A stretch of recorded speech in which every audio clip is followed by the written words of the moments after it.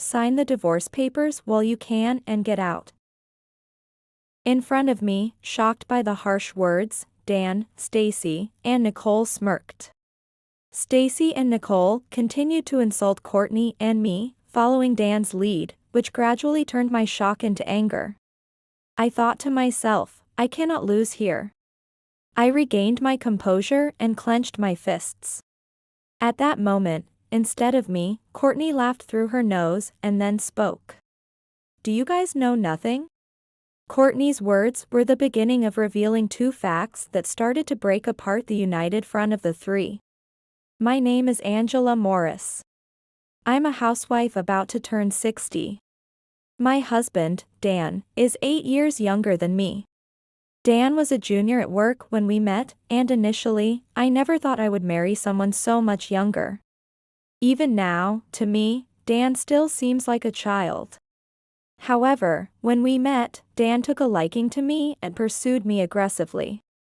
I was troubled by his advances, as he was so much younger that I didn't consider him a romantic prospect, but I eventually found his actions endearing.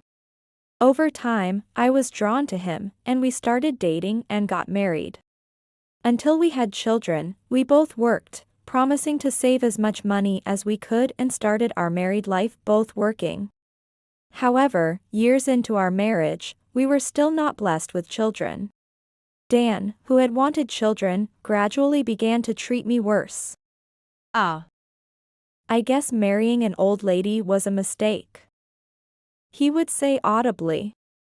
I was hurt by Dan's thoughtless words and cried every month when I got my period. Yet, when I suggested going to the hospital, he would say, "That's a waste of money. Normally, you can get pregnant without going to the hospital." And more, he would say, "I have friends whose wives are undergoing fertility treatments, but it's harder on the men, and I hate that.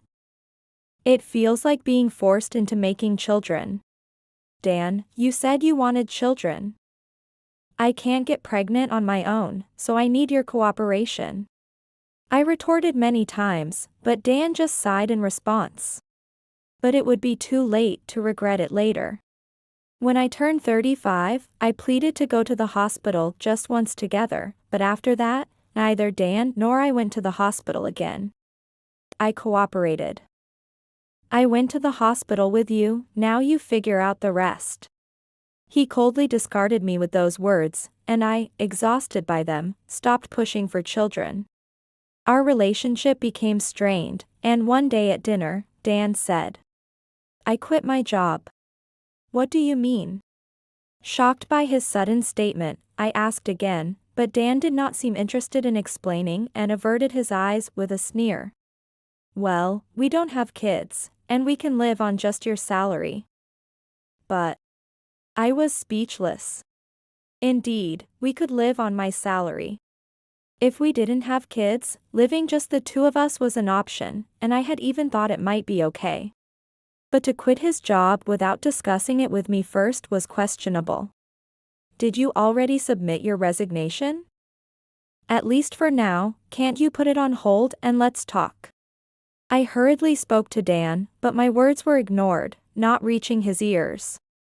Being a stay-at-home husband would make everyone envious, huh?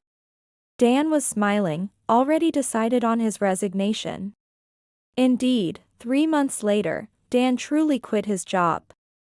Working at the same company, my colleagues asked, "Why did your husband quit?" But of course, I couldn't tell them the truth. I just gave a wry smile and dodged their questions, while they secretly gossiped humorously behind my back.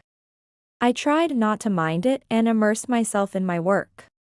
Because of this ongoing situation, my health deteriorated, and I lost my appetite. At times, just looking at food made me nauseous. Don't even think about quitting too. Dan didn't care about my well-being, and no matter how bad my health got, he never offered a kind word. I had to protect myself. I might have a serious illness hidden away. Finally, I took a day off work and went to the hospital, where the doctor gave me a shocking statement. "Mrs. Morris, you're pregnant." What? I thought I couldn't I was in the internal medicine department, but a nurse had suspected and used a pregnancy test. I couldn't believe that my illness was actually a pregnancy.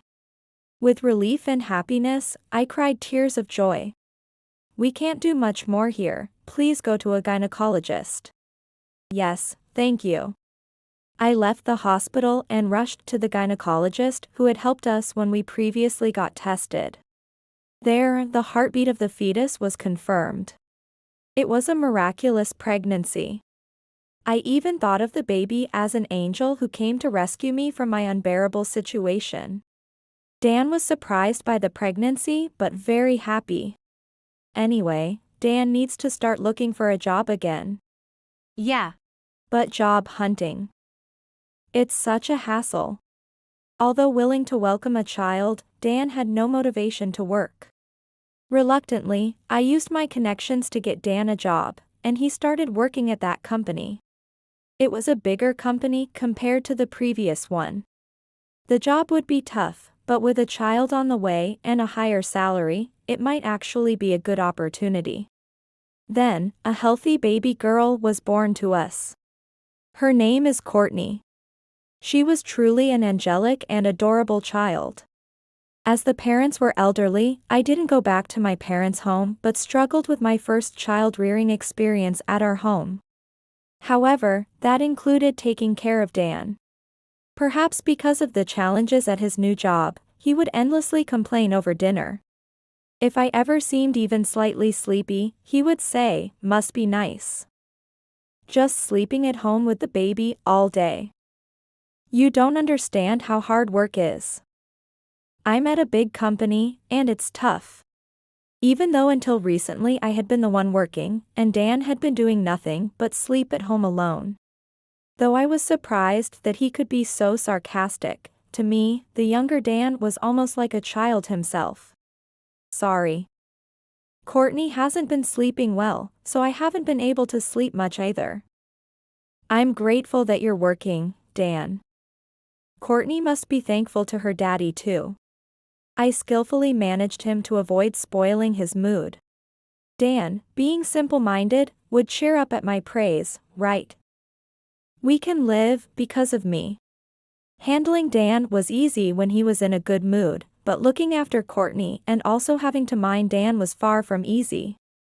I had heard that it often takes time for men to develop a sense of being a father, so I was trying to raise Dan too. But Dan hardly grew into his role as a father. For instance, when Courtney cried at night, "Keep it quiet. I have work tomorrow, don't make her cry." Yet, what came from Dan was such a cold remark.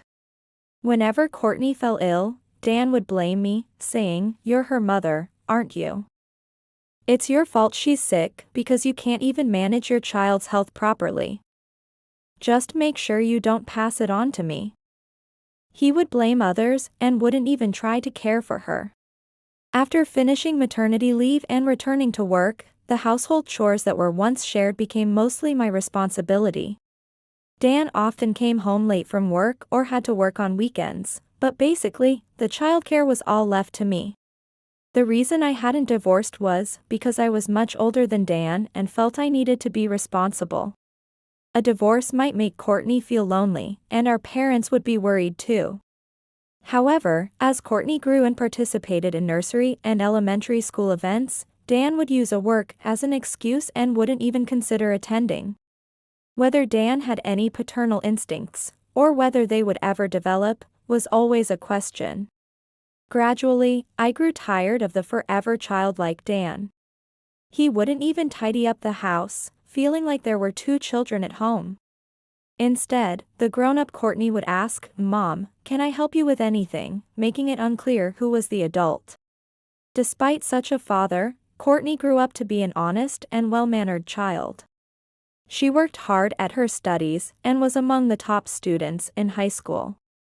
We've been a big success in raising our child. Dan was proud of Courtney's efforts, even though he had hardly participated in parenting. After graduating from high school, Courtney decided to go to university and began living alone in the neighboring state. Child rearing seemed to end suddenly, and while it was lonely, the growth of a child was a happy thing. Courtney made many friends, and seemed to enjoy university life. Meanwhile, Dan and I were the same as ever.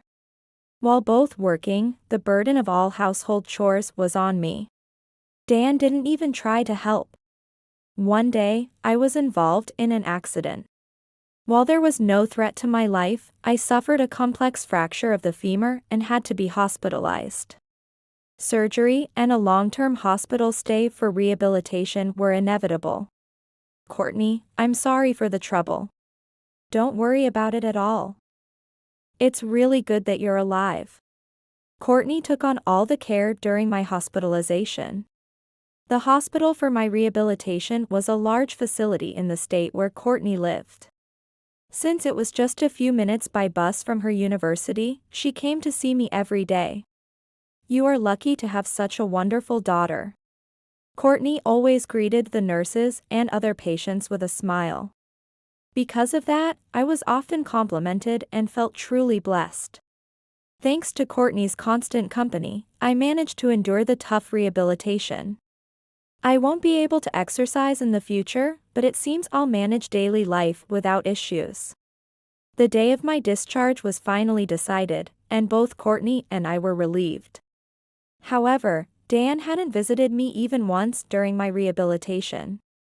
No threat to life, right? Courtney is taking care of everything, so there's no point in me going, he had said with an absurd excuse. Sure, maybe having Dan come wouldn't mean much, but it would have been nice if he had shown his face. In the end, he didn't even show up on the day I was discharged, and I had to go home accompanied by Courtney. He knows I have luggage, he could at least have come to pick us up. Courtney murmured complaints about Dan's response. Well. Your dad is busy too. I scolded her, thinking of keeping the peace in the family. But what awaited us upon returning home was an unexpected situation. Oh, you're back. I'm home. Is there a guest? Dan wasn't alone at home. There was a woman younger than Dan and a girl who appeared to be in her mid-teens. As I asked with confusion, Dan smiled and said, "Let me introduce you. This is Stacy, my future wife, and Nicole, her daughter." Wife. Daughter? I felt a chill run through me.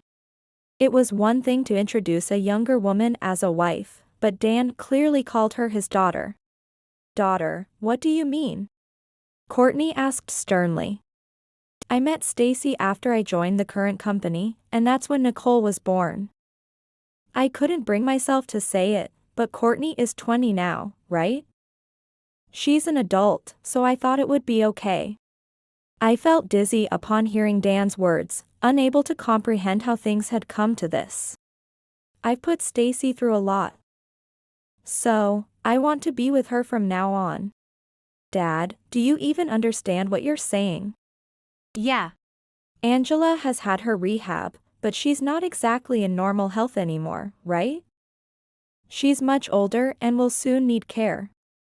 It's a burden. So, sign the divorce papers while you can and get out.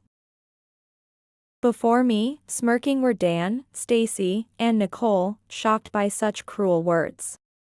Sorry. Unlike you, we, who work at major companies, are a better match, and it was fate that we met at the current company. Besides, you two had Dad all to yourselves until now. It's only fair we get him back. Both Mom and Dad work at prestigious companies and earn a lot. It's funny that a family as good as ours lacked a father until now. I was shocked by their selfish reasoning, but it gradually turned into anger. I thought, I cannot lose here. I regained my composure and clenched my fists. Then, instead of me, Courtney snorted with laughter. And then she spoke. You guys don't know? Huh? After a moment's hesitation, Dan asked, don't know what? It seems you're quite proud of the company you met at and the salaries, but do you even know who the president of that company is? At Courtney's words, Dan and Stacy looked at each other. Their faces showed they had no clue. Stacy might not know, but Dan had forgotten. Seeing their clueless expressions, I couldn't help but burst out laughing. Oh. I told you, Dan. The company is run by my uncle. Uncle. Stacy reacted loudly to those words. Dan also remembered as soon as he heard the word uncle and turned pale. Indeed, as Courtney said, the company they work for is led by my uncle, who is the CEO.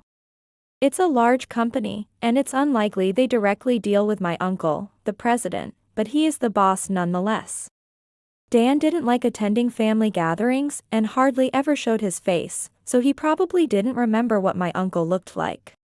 It's understandable, but if he had appreciated that I had introduced him to the company, he wouldn't have forgotten that my uncle was the president. For Dan, who quit his job on his own, I asked my uncle if he could employ Dan. Was it like that? Dan feigned ignorance, but it was clear he remembered. It's poor form to struggle now. Seeing that, I said, imagine what my uncle would say if he knew his niece's husband was cheating and even had a secret child inside his precious company.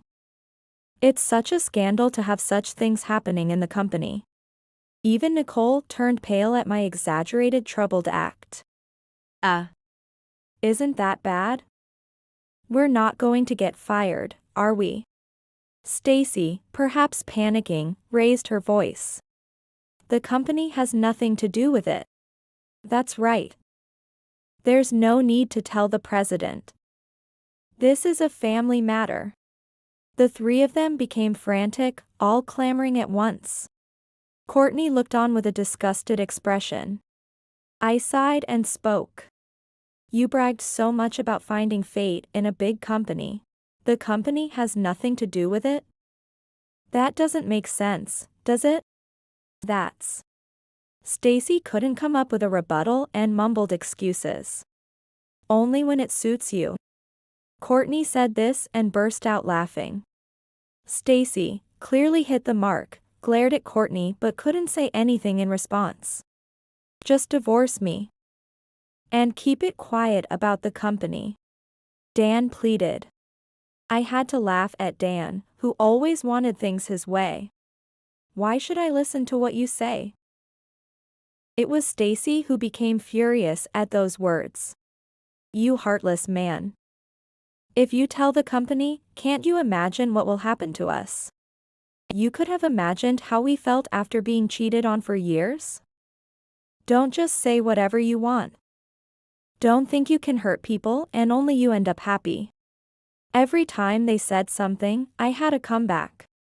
Stacy became more and more hysterical, screeching at us. Seeing her mother's behavior, Nicole started to panic, grabbing Stacy's arm. Isn't this bad? Hey, Mom. Stacy seemed too distraught to care. Well, if you want this man, you can have him. I'll even divorce him. So please leave quickly.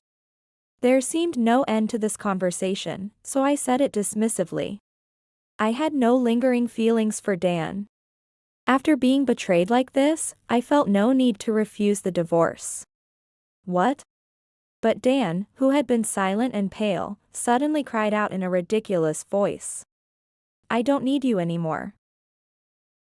If that's the case, you leave. Dan became a bit bolder since I agreed to the divorce so easily. Though he was quick to bring up divorce, he didn't like being discarded himself. But I had no intention of leaving. Because, this is my house. Why should I have to leave? What? Dan, what does this mean? Stacy, apparently unaware, confronted Dan. In fact, this house is in my name. Though it's a house we bought when we got married, it was under my name because Dan insisted, you're older and earn more right now. It makes sense for the mortgage to be in your name. I was amazed he could forget even that, but in this case, Dan's selfishness back then was actually a blessing. Trying to resolve the situation were Dan, Stacy, and Nicole, crowding him. "Excuse me, you're in the way." Pushing past the three of them, Courtney entered the house. "Mom, come in and rest too. You must be tired." Then she turned around and called out to me as I stood frozen in the entrance. She was the same kind Courtney as always. It was because of Courtney that I could stand up to the three of them. If I had been alone, I might have been too shocked to say anything. "Yes, indeed. I'm really tired." Responding to Courtney's words, I pushed past the arguing trio and entered the house. However, the three were persistent and, after a while of arguing in the hallway, barged into the living room. "Since we're getting a divorce, we need to divide the assets. I'm taking the house." What a shameless woman. That's what Stacy declared. "You're done raising your child, right? Nicole is just about to start high school. We need this house more than you do." Dan and Nicole echoed Stacy's words. Nicole added, "Exactly. You can just live with your daughter, right? Sis? You'll give us the house, right? Because you're the big sister." Courtney's face showed clear discomfort. Being treated like a sister by someone she had just met for the first time was neither pleasant for her nor for me. "I don't remember becoming your sister," Courtney retorted to Nicole, but it was Dan who scolded her. "Don't say that. Even if you don't remember, you are her sister. You have to be nice to your little sister." Stacy and Nicole chuckled at the conversation between the two. Courtney was visibly angry, taking deep breaths to keep from exploding. It was bad enough for me, but I couldn't bear to make Courtney feel this way. I stood up and said to Stacy, "Just a moment. What is it?" "That girl, Nicole, you mentioned. Is she really Dan's child?" I didn't miss the change in Stacy's complexion at that moment. "What? Why would you suddenly ask that? What are you saying? I understand you might not accept her, but Nicole is my child." "That's rude," Stacy retorted to me, and Dan was furious. However, I just couldn't believe that Nicole was Dan's child. I thought it cruel to discuss such matters with Nicole, who was still a minor, but given Dan's betrayal, Stacy's attitude, and Nicole's own disrespectful behavior towards Courtney and me, I couldn't hold back and confronted them with another truth. "Even though you're infertile? Did you undergo fertility treatment?" "What?" Dan froze at my words. Ignoring him, I continued. "It might be possible if you had fertility treatment, but even getting pregnant with Courtney was called a miracle, wasn't it? Do miracles happen that easily?" Dan was at a loss for words. Not just him, Stacy's complexion looked like she might collapse any moment. "What does that mean? What is going on?" "Mom." Nicole began to panic and clung to Stacy, but Stacy remained silent. I felt a bit sorry for her, but it would be more pitiful to let her be deceived. "So it was my fault that we couldn't have children." Dan finally spoke. I smiled at his words. I hadn't expected to reveal the truth at such a time, but the long-term inability to have children between us was due to Dan, not me. That fact was confirmed the only time he accompanied me for testing. However, Dan didn't even go to hear the results. I learned the truth alone at the hospital. Yet, I couldn't bring myself to tell the young Dan. If I let him believe it was my fault, it would spare him unnecessary pain. I loved Dan and was prepared to live through this with him. That's why I stopped insisting on children and didn't pursue further treatments. There was no point in treating me. Dan, oblivious to my kindness, simply thought I had given up, and although he occasionally nagged, I endured it all. What does that mean? Who is my father? Nicole, frustrated by Stacy's silence, finally began to cry. At that moment, perhaps Stacy finally realized, and she spoke. Dan, it has to be. Who else could it be? As Nicole and Stacy started arguing again at my words, Dan likely began to suspect from my statement that Nicole might not be his child. He didn't join their argument, seemingly lost in thought. While I think the chances are incredibly low, I got pregnant, so it's not impossible. I felt a bit sorry for Nicole and added that. But if you're going to insult or provoke Courtney with snide remarks, at least do a DNA test to confirm you're really sisters before you call her your sister. But the most important thing to me is Courtney. To make Nicole fully aware that there are lines she must not cross, I made it clear. Nicole seemed to reflect a little on her own words, and closed her mouth. Meanwhile, Courtney's expression cleared a bit upon hearing this. Seeing her reaction, Dan finally spoke. Right. We should do a DNA test anyway. There's no need for that. I'm certain she's Dan's child. But Stacy yelled this out much louder than necessary. Her reaction was answer enough. It seemed everyone there thought the same. Even Dan and Nicole looked at Stacy incredulously, as if they couldn't believe her. Stacy must have had her suspicions. She kept repeating to herself, she's Dan's child. We don't need a test. Courtney and I exchanged looks and couldn't help but smile at this. Later, Dan and Nicole, both wishing to know the truth, underwent a DNA test. Stacy was opposed to it the whole time, but they went ahead, and my prediction was confirmed. No parent-child relationship between Nicole and Dan was recognized. I've been deceived by that woman all this time. How much money have I spent for someone else's child? I've been such a fool. Please forgive me. Dan finally realized the foolishness of his actions, and while crying, he pleaded for my forgiveness. But it was too late. I've been deceived by you all this time, Dan. There's no way I can forgive you. Don't say that. Aren't we family? Oh? Aren't you better suited to that other family?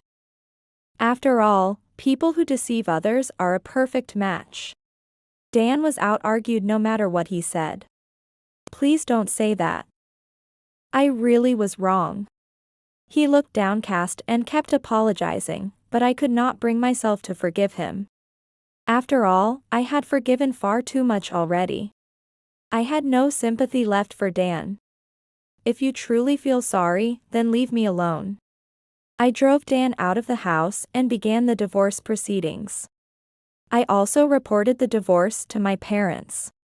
It wouldn't take long for my uncle to hear about it. I heard you're getting divorced. What happened? My uncle contacted me to find out what was going on. When I explained about Dan and Stacy, he was speechless. It was negligence on my part.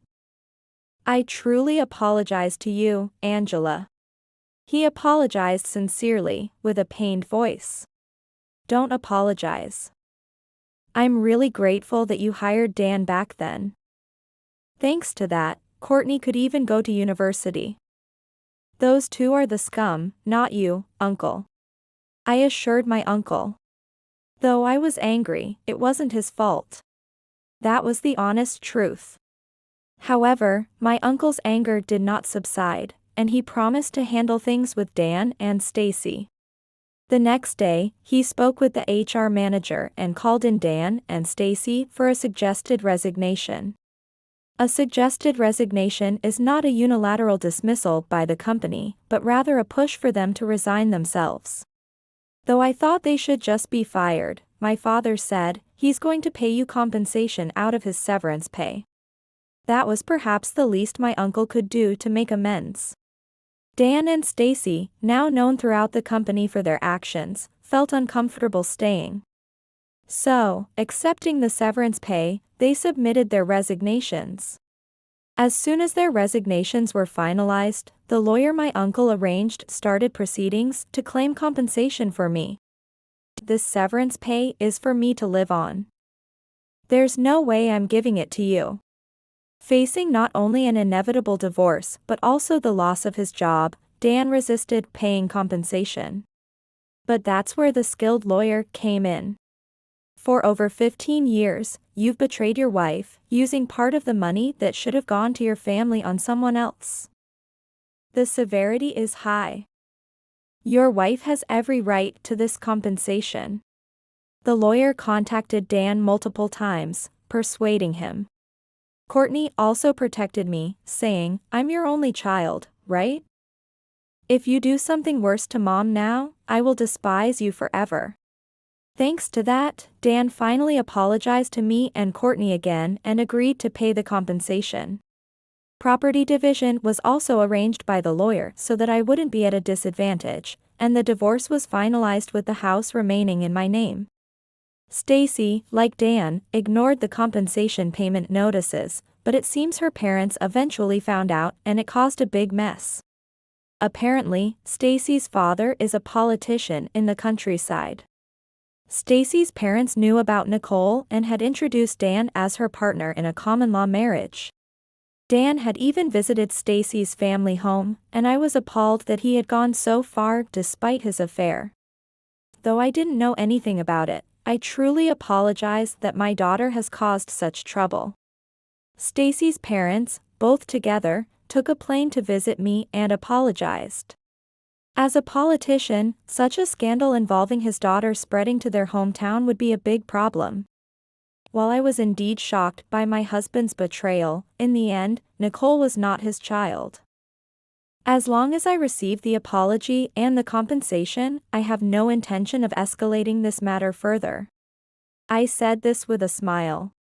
Then, Stacy's father, unlike me, looked tense. What? Nicole's father isn't Dan, or rather, Mr. Monabe. Stacy's parents, apparently unaware of this fact, cautiously asked me. Oh? Didn't you hear?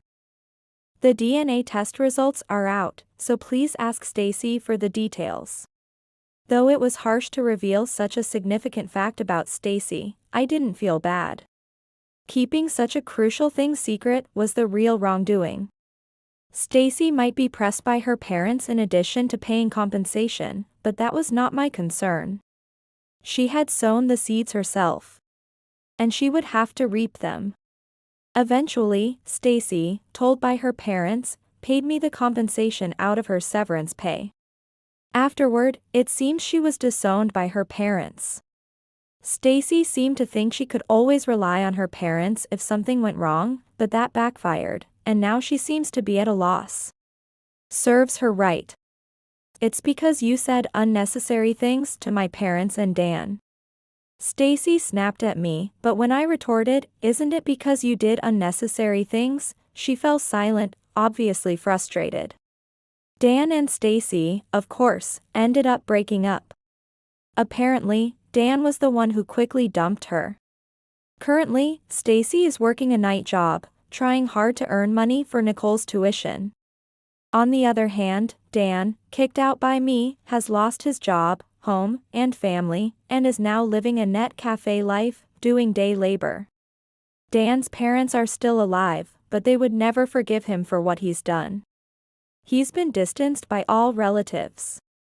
Despite such circumstances, Dan didn't live with Stacy, probably because he still had some pride left. Courtney is now over 20, so while tuition costs money, the absence of child support payments is somewhat convenient for Dan. It was clear from the start that this was why he revealed everything. You timed it so you wouldn't have to pay child support, right? This is the future you wanted, huh? When I mocked him like this, Dan muttered in a pitiful voice, "That's not it." I couldn't help but find that hilarious. I might be accused of having a bad personality, but it's Dan's fault for being treated this way. Nicole might have inherited her parents' traits, but in a way, she's a victim. I hope she uses her parents as a negative example and strives to lead a decent life. As for me, I've ended up living alone, but every day feels liberating and fun without Dan. Since the compensation has been paid, I don't have to worry about money for a while, my injury is healing well, and work is going smoothly. Someday I might need care, But to delay that day as long as possible, I started doing light exercises at the gym with the doctor's permission. Now, having coffee with friends I met there is my current joy. Courtney plans to return home after graduating from university and finding a job locally. The past wasn't easy, but my future is full of things to look forward to. Having endured hardship, I truly feel that I can be happy.